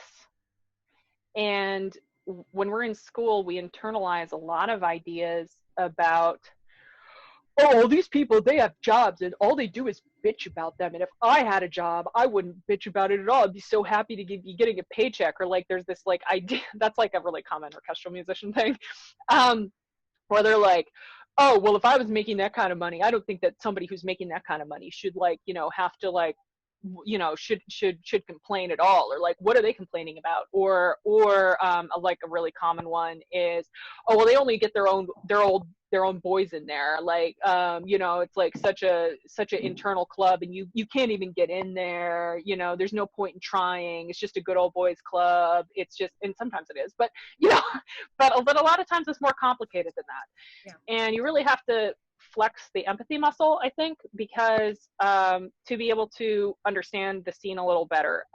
Like, so New York specific, one of the things that I hear a lot is about Broadway and about that it is difficult to get in. And people, I think, often misidentify why that is. And this is what I'm talking about with the whole like empathy thing, because the way that Broadway actually works is that it's sort of a team effort. And so there's sort of a pool of players and somebody gets a show and it's great. You have your show, but your show will close. It will close at some point. No one knows when. Maybe next week. Maybe all of us just lost our jobs. No, but maybe, you know, but maybe it'll run for a few years. Maybe it'll last for a few weeks. Maybe it won't even get out of development. Like, it's really hard to know. And so the way that people handle this is by protecting each other. And so when you don't have a job, you're trusting the other people in your circle, in your community, to help you make sure that you're paying your mortgage, that you are, you know, feeding your children, that you're, you know, doing this. And so I think a lot of times people come into that and they look and they're like, well, I wouldn't hire that player for this. And like, I'm a much better player than blah, blah, blah, blah, blah. And they don't see the reason behind it. And the reason behind it is that person has a mortgage and children that they have to like take care of. And they had a show and they brought this person in on that show when that person needed to pay their mortgage and like take care of their children. And so, you know, when you get that opportunity to be in there, you need to recognize that that is the environment that you are in. And it's not, it sounds like very tit for tat, but it's different than that. It's community protecting each other, because that's all they've got. That's all we've got, is taking care of each other, because gigs will dry up and you have to be a team player. You know, you have to be able to have that collaborative spirit. And so recognizing that, I think, gives you more grace when you're interacting with musicians that have been on the field for longer than you. Because I think that it's really easy when you're coming out of a school thing to just be like in this really like merit-based mindset. And the world would be a fantastic place if it was totally merit-based, unless something happens to you. Yeah. You know, and so being in this sort of merit-based mindset and believe, well, I'm better than so-and-so, so therefore I should have this and this and this, and feeling very entitled to things without understanding the way that it works is, I think, a really common mistake for the first couple of years on the scene for, you know, young professionals. And it's certainly something that I hear a lot, that I encounter a lot, just talking to, you know, young people moving to the city and things like that. It's like understanding that how good you play is not the whole picture, you know. And being a team player is really important. Being empathetic is really important. When people don't call you, not necessarily taking that personally, you know, because there's a lot of reasons they might have hired somebody else and it doesn't necessarily reflect on your playing or your person or anything. It could just be that other person, their friend knew that they were going to have a total knee replacement and needed some freaking cash to pay that bill. Yeah. And they're also a great player. but they needed the job more than you, you know, Yeah. or at least were perceived to, you know. So it's like, I think having that mindset helps a lot, because I also see a lot of people when they first get onto Broadway, it's like they'll be in a lot at first, and then all of a sudden they won't be in at all. And they're like, well, I thought they liked me, like they're not calling me anymore. And I was like, no, it's fine, because they brought you in a lot at first, so that way you could learn the book and get it under your fingers really well, so that way when they needed to, you know, so probably somebody's show just closed and they're training them in now, and they can only afford to take X, Y, and Z number of days off because they still have to make their health insurance. Yeah. And now, because they're training that person, and that person's getting the majority of their days off for a little while until they're comfortable with the book. And then it'll be more, you know, like a little bit here, a little bit there after that. Yeah. You know, and you know, so I think it's really hard for people to like sort of grasp that at first. I know that, you know, early days for me, like back in Indiana, that was, you know, it took me a minute to grant myself and others that grace, you know, because that's really what it is. It's a kindness to yourself and it's a kindness to others, and it certainly makes it a lot easier to move your way through the professional landscape if you are able to have that profound empathy for the experiences of the people around you. And I know that that's like something that nobody ever talks about. Music is like, oh yeah, like do this and do that and go play for this, and I'm like, empathy. Which, you know, probably not usually the number one go-to, but I think it is extremely important. Empathy for the experiences of others and the willingness to see them and accept them where they're at and where the scene is at because of where they're at. Yeah. You know, and then also like making your own shit. You know, while you're sitting around waiting for other people to call you, make your own shit. Okay. You know, we built Calliope Brass up because we didn't want to just sit around waiting for the phone to ring. Yeah. You know, and now we have something that's also making us money. And then also people learned who we were through the work that we were doing there. So it's like, what you do in one area always impacts what you do in other areas. You know, I'm always, some people are like, oh yeah, pick your area and me, I'm like, broaden your base, lightning will strike. Plant a lot of lightning rods, lightning will strike at some point, and be ready for it. Just be ready to act, you know. And so I'm much more of a broad base kind of person, but I mean, like, I'm also just kind of that way just in general, personally, and obviously career wise. I do a lot of different things because I'm like, well, you know, if you have enough skills and you have enough of a broad base and you're producing content at a high enough level, whether that be playing or doing something else, you know, be ready when the lightning strikes. Do your groundwork. Plant a lot of rods. Okay. I have a fun one for you. So can you talk to us about your horses? Well, I just have the one. His name is Sierra. So Sierra is my horse. He is one of my many rescues. He is my oldest rescue. I've had him since 1997. So that's 23 years. And yeah, he was a slaughterhouse intercept when I was living in Minnesota. And he's lived in 6 states with me now. He came with me to like on every element of my career. He's always been there. Right now, he's living about an hour north of the city. He has someone who feeds him twice a day and everything because I can't get up there. He's semi-retired because he's got bad arthritis. So we do, let's go for a nice easy walk kinds of rides nowadays. Nobody else is brave enough to ride him anymore because he has a tendency, because he has arthritis, to just trip and fall over. But he's still loving life, so, you know, and enjoying being a horse, and we'll keep him going as long as he's loving life and enjoying being a horse. Yeah, so he's 25 now. And yeah, so I saved up my money when I was a kid and I bought him for $300 off a slaughter truck. So yeah, actually, I don't know if you like really want to hear like his origin story, but it's yes. Yes. Okay. So when I was a kid, I wanted a horse really badly. I was like 10, and I was like, I want a horse. And my parents were like, what? Because my parents, well, first of all, we lived in the city. Well, city. We lived in Laverne, Minnesota, which has like a population of 2,500. City. And but we lived in town, and my parents were like, oh, it's just a phase. But instead of just saying no, my parents were like, okay, so we're going to use this as a teaching experience and teach Jen how to do research. So they were like, all right, so you want a horse? Well, let's go to the library and let's see what that entails, because we don't know either. So we went down and they taught me, like, they're like, okay, how much does a horse need to eat a day? How much do hay bales cost in this region? How much does boarding cost? Because obviously we live in town, we can't just put a horse in the backyard. Yeah. You know, how much do lessons cost? Because I don't know how to ride a horse, and neither do my parents. You know, where do you get grain from? What does a horse need nutritionally? How much money should you have in an emergency savings account in case something happens to the horse? Like, what kinds of shots does a horse need? What do the vets charge in this area for that? So we were like doing research. I'm like, yeah. Like, wow, deep. And we came up with this like spreadsheet, right?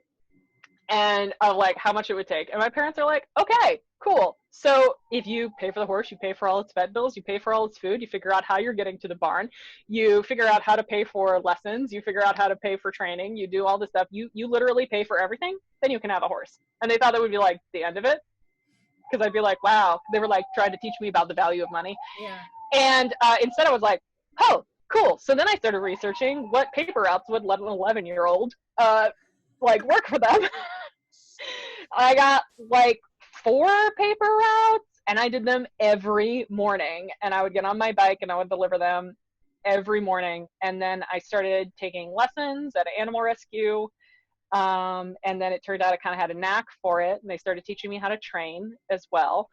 And so I was like learning how to do all this stuff. And after a couple of years, I finally got a call from my mentor, and she's like, hey, I want you to do your first solo intercept. There is a really well-bred horse that's on his way to the slaughterhouse. My understanding is he's in pretty bad condition. You need to go assess whether or not, you know, he's a good candidate for rescue. And I went, and he was not a good candidate for rescue, and I got him anyway. And worked really closely with a farrier and worked really closely with a vet to help him, because he was severely stunted. It turns out, so he had been really well bred. He was, he's 3/4 Arabian, 1/4 Tennessee Walker. He was kind of bred to be a show horse. And he was sold to some people with a lot of money and not a lot of common sense. And they stuck him out in a field full of corn stalks and didn't feed him anything else or touch him for a year. And corn stalks horses can eat, but it's like feeding a baby nothing but like Wheaties, like nothing but fiber, no nutritional value. So he was like severely stunted. I intercepted at a year and 3/4, or a year and a half, year and 3/4, because basically they had gone out there and they were like, oh, I think the horse is about 2. Let's try to ride the horse. And they cornered him and tried to catch him, and he's completely wild at this point. And he kicked one of them in the head and sent him into the hospital. So then they chased him through a barbed wire fence, and then they called the place that the big breeding facility that had bred him. Oh, you sold us a crazy horse and blah, blah, blah, blah, blah. And they like wanted like a refund or something. They were like, we're going to send this horse to the slaughterhouse. And like of course the breeder was like horrified, but they don't know how to rehabilitate a horse that's that far gone, because that's like really specialized. And they're just like, we don't have the skills. So then they contacted the rescue. So then that was my intercept. So I paid $300 for him, which was what they were going to get for him at slaughter. And had to build up his weight and help him catch up. So couldn't ride him for a couple of years. Just did a lot of like groundwork, taught him how to pull a cart because that was easier. We used to cart through town and deliver newspapers. Mad tips, y'all, mad tips. And yeah, so he's always just been my baby. And I mean, I've always funded him 100% since I was 14 years old. So And so I've had a steady job the entire time, but he's come with me through college, grad school, every job that I've ever had. He's lived in Minnesota, Iowa, Missouri, Indiana, Washington State, and now New York. Wow. So That's a worldly horse. I know he's lived in more states than most people have. Mm-hmm. At least most Americans. So yeah, so it's yeah, and he's just a super good boy. Yeah, he's partially retired now. He gives very few fucks about anything. Yeah. So, Chris, you want to do the honors of the Yes. 8vbebop final question? It's always a brain buster. Independent versus dependent.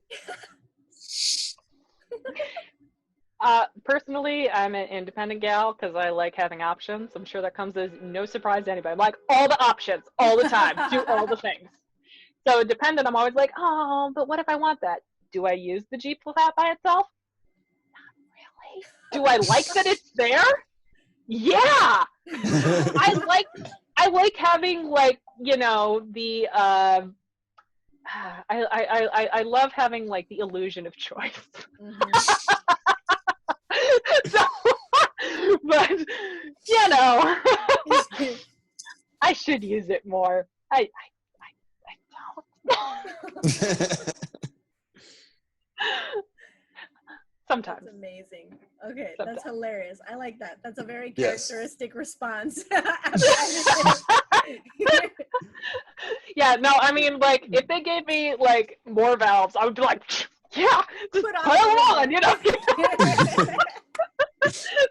Whole handful of valves. No, I mean, probably not. That would be very heavy. But, you know, Superbone. just saying, like, I'm not like throwing the idea of that completely out, you know, because I'm like, ooh, Yeah. I like options. Whether or not I use them, I love options.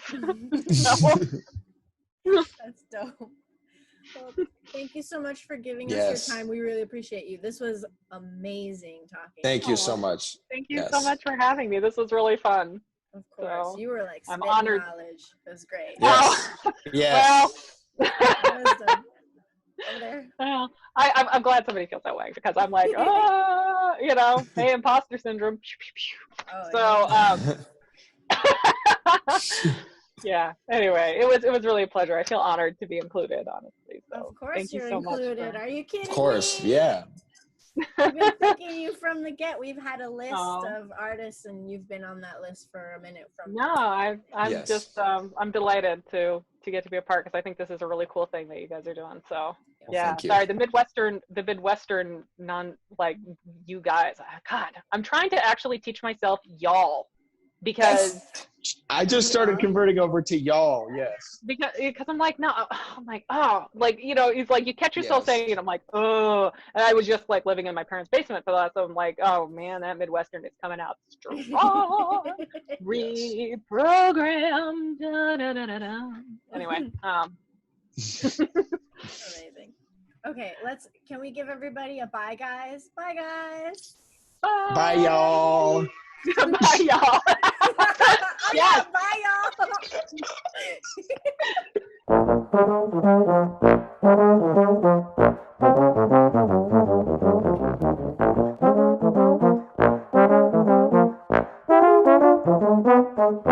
y'all.